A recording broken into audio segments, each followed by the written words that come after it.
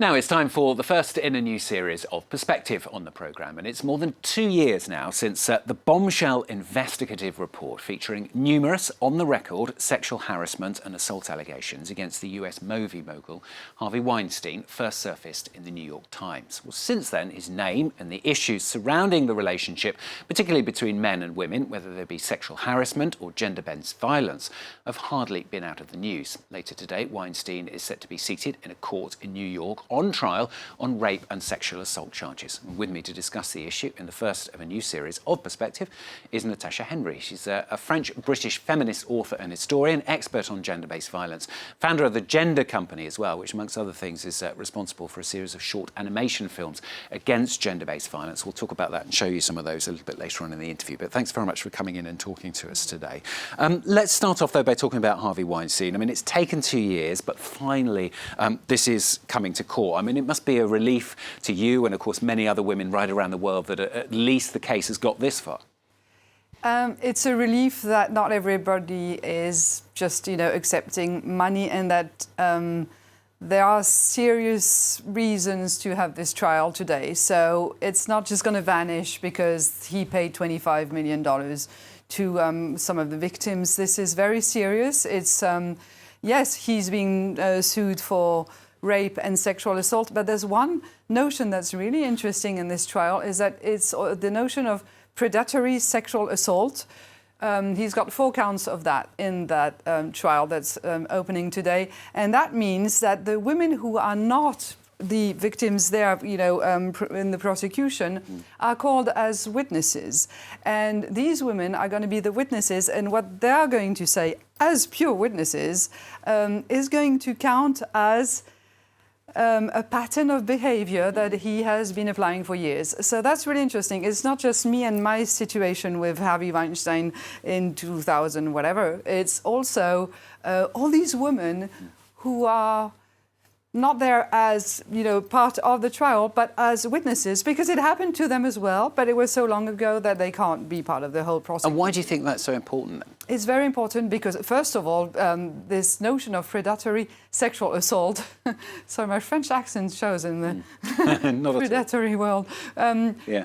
The predatory sexual assault is just the last one in the New York state law. It's just before murder, so it's really important. And if he gets done for this, he gets a life sentence in prison. So it means that it's it would show the pattern of things. It would show that it's not one victim and we forget all the others because it's such a long time ago. Such a long time ago is still used in this prosecution. It's very interesting. I mean, it's incredible, isn't it, that a man of his stature managed, well, we haven't, of course, had the trial yet, but managed to do what he did, assuming he's found guilty, over so many years. Well, I think it was quite easy because a lot of people helped him. And if anything comes out of this trial, it's also to show that this is the victim and this is the perpetrator, and in between there's us. What do we do when we know that this is happening? People, normal human beings who are like not really involved in the situation, but they kind of know.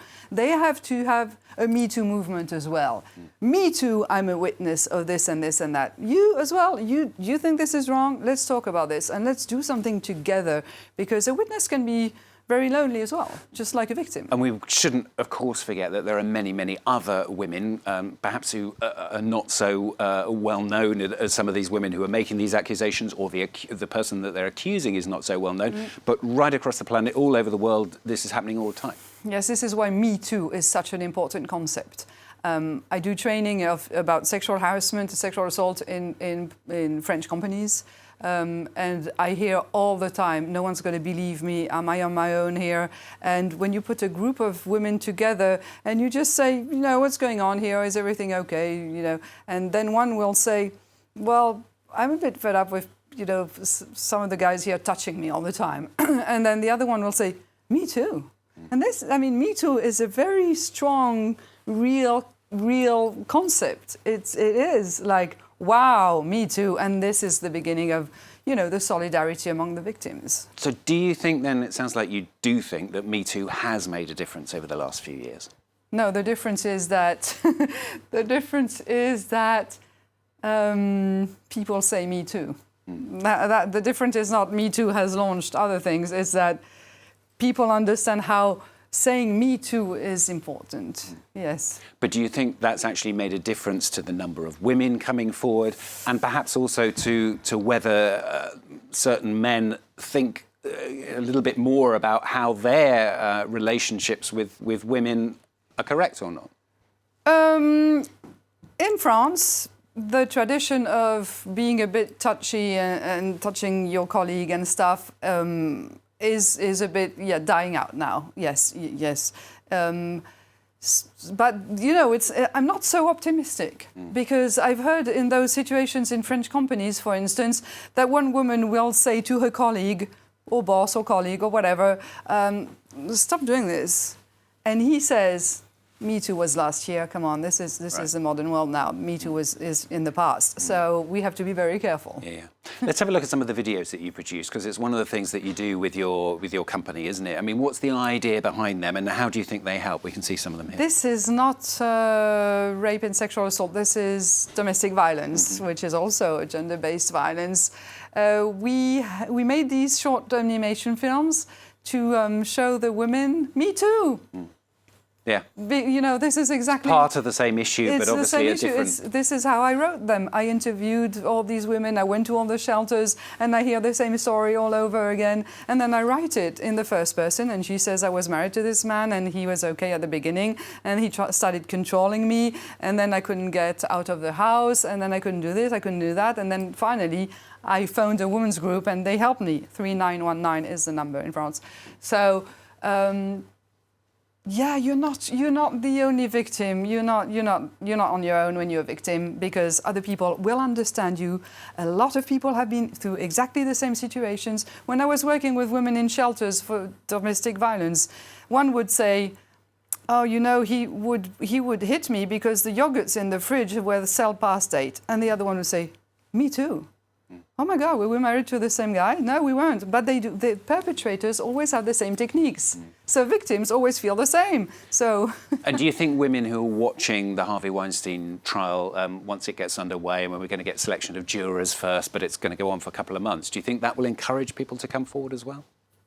Really? I'm not sure. I'm not sure, because it's going to be dirty. These two women, the one with rape or the one with sexual assault, their whole life is going to be put under a microscope. Every single detail of their private life, childhood, teenage years, sexual friends, whatever, is going to be awful. You've got to be rich and have a very good lawyer, and I'm not sure this is for everyone. Also, it's very Hollywood-oriented. I'm not sure. The only solution really is when the head of a company here in France or anywhere in the world says, "This is enough, I am not going to have sexual harassment or rape or whatever in this company. No, you are not taking me on this conference somewhere in another town." And say, "Sorry, there was only one bedroom available, sorry." I have heard that story I don't know how many times. If it comes from the top level, top management, then we are not having this anymore, things will change. Natasha Henry, thanks very much for coming in and talking to us today. Natasha Henry here on France 24 for today's Perspective.